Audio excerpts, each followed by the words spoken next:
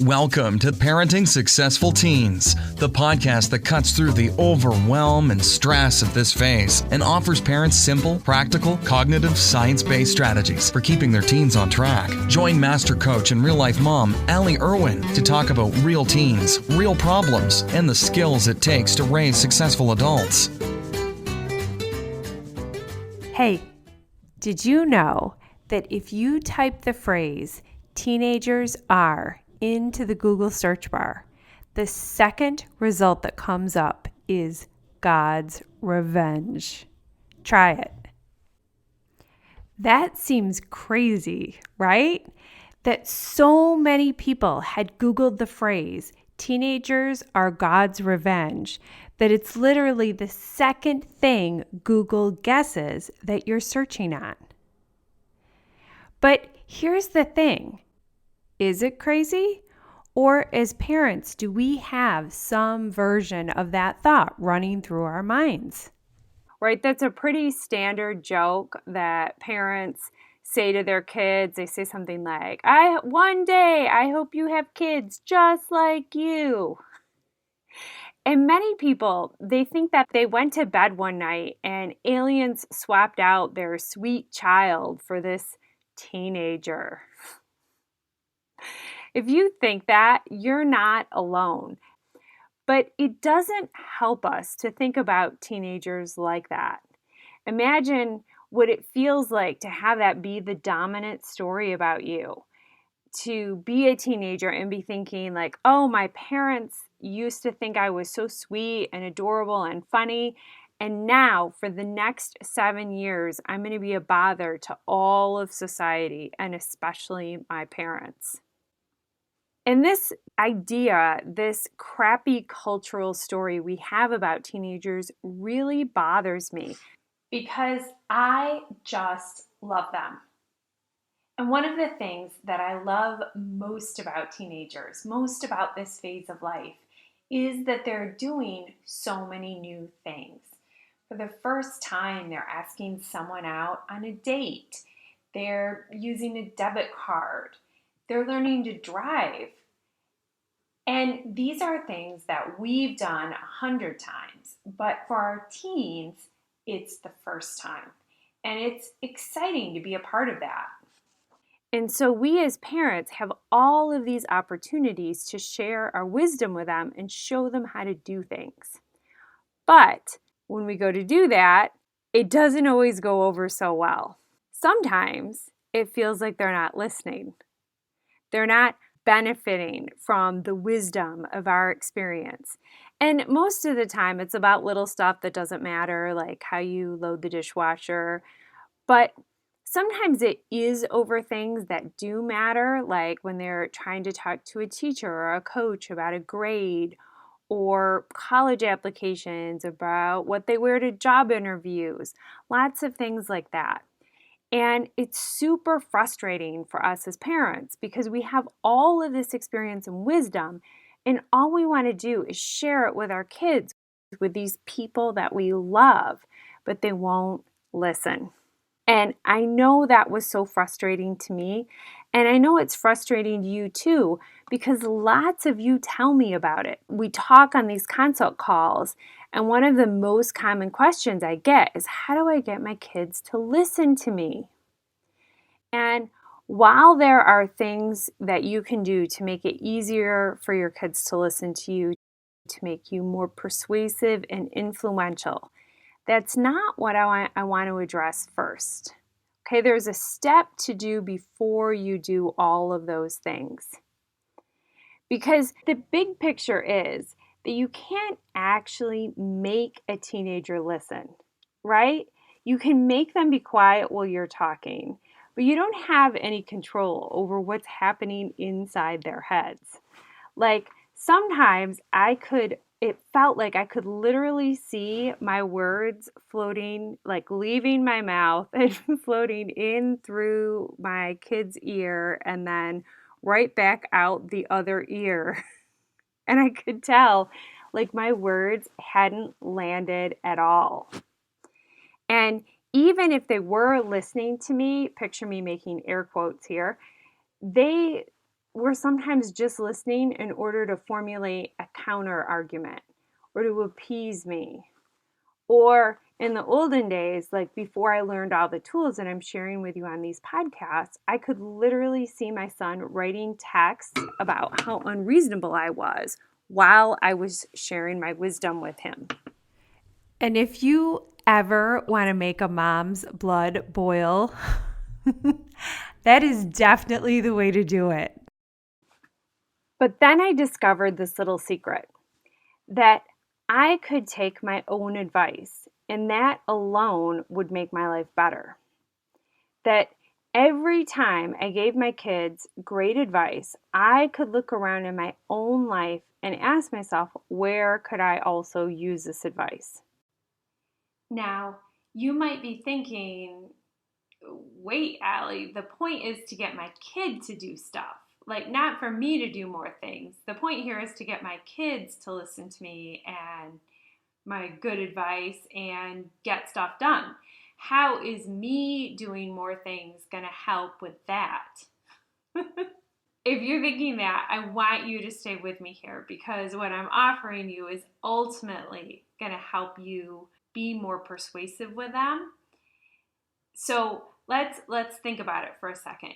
If you are taking your own advice, if you try this and take your own advice, 3 things are likely to happen.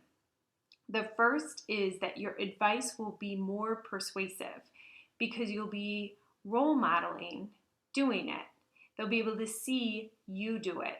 And we both know that showing kids something is way more effective than telling them something, right? Because if telling them was actually going to work, it would have already worked by now.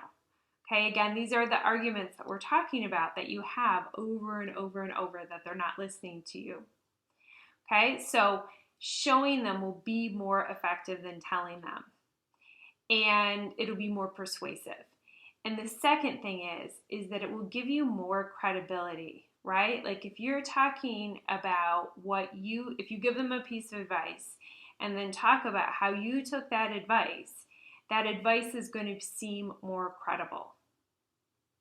And the third thing is actually taking your own advice will make you more empathetic towards them doing the same thing.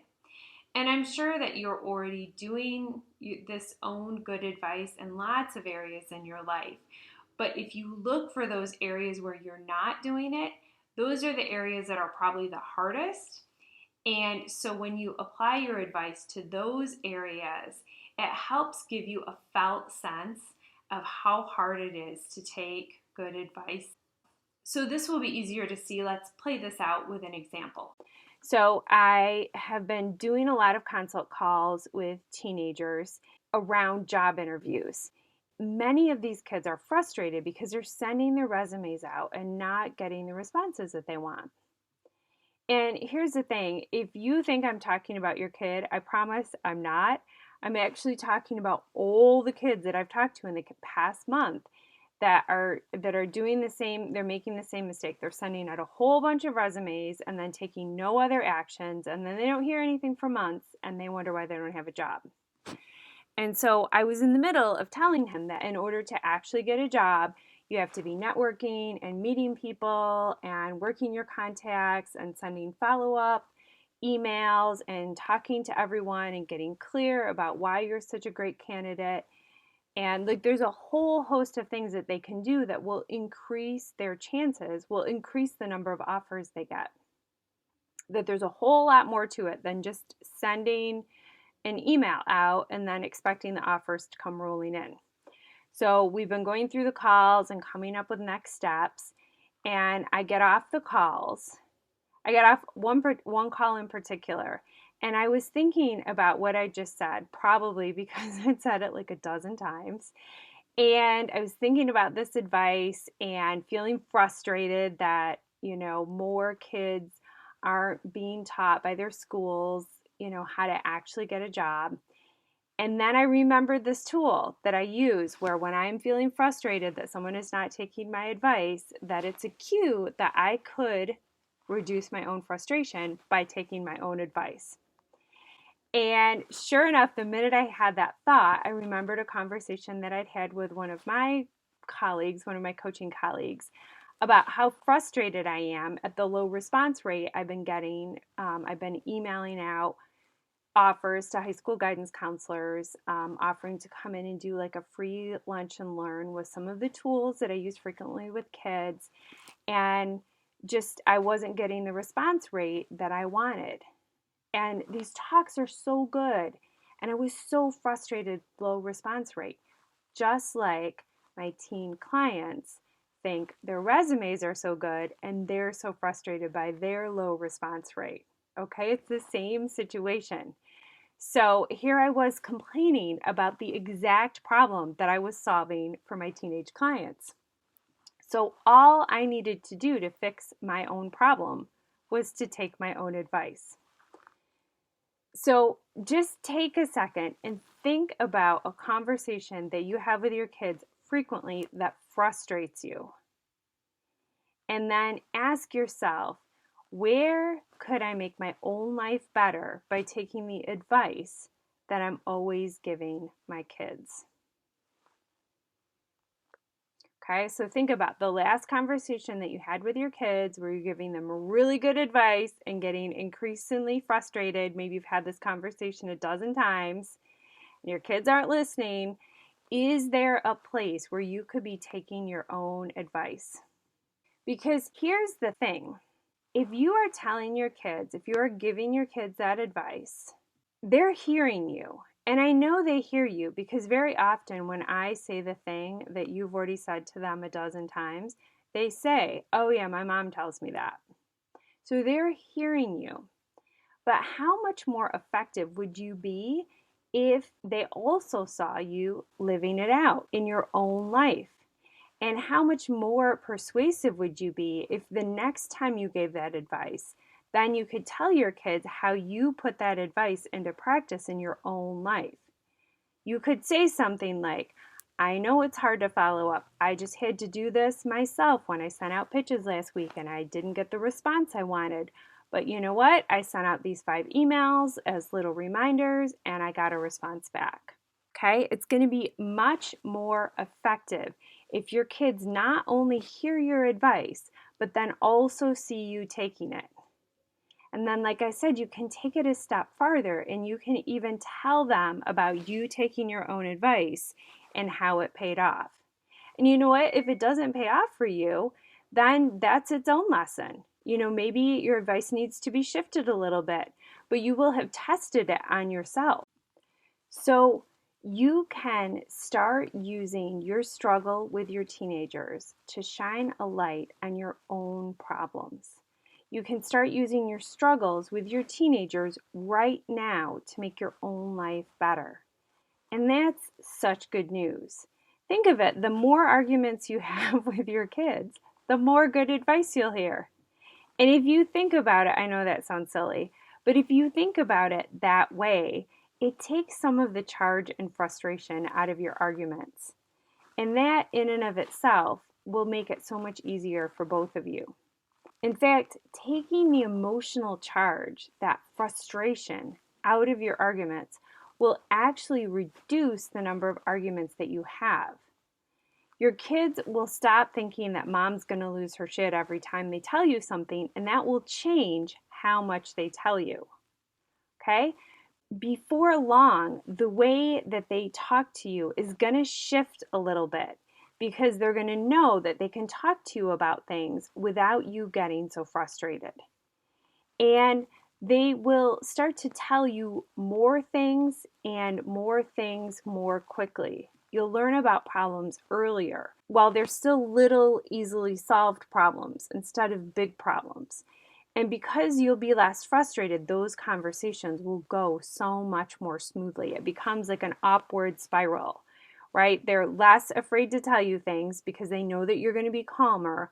So you'll hear more details, you'll hear more things, and you'll hear more things earlier before they become problems.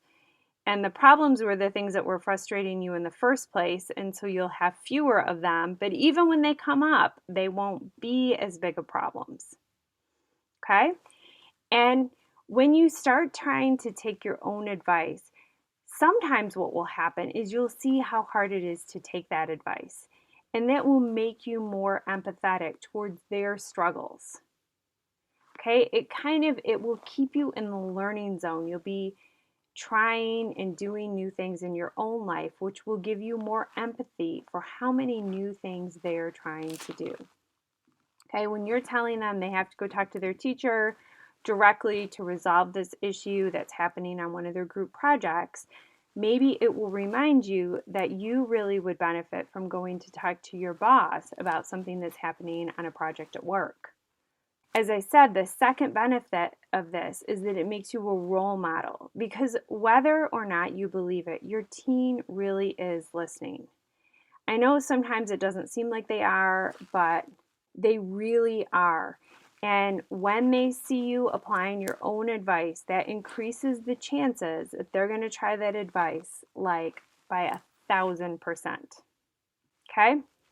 And this is especially great advice for the arguments you have like 5 days a week.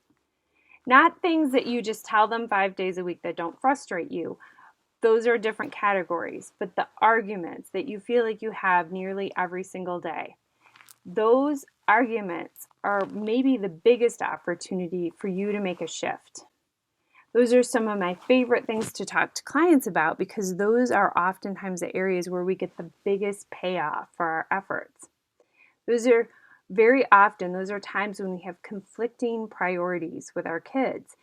And anytime we can get clear on our priorities and explain our priorities more clearly to our kids and understand their priorities, anytime we have that opportunity, we become more effective parents.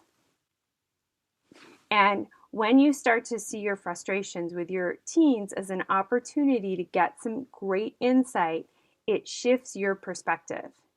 And they may take your advice or they may not. You know, this is not a silver bullet. It's not like if you do this, they will start listening to everything that you say. But either way, you can take your own great advice.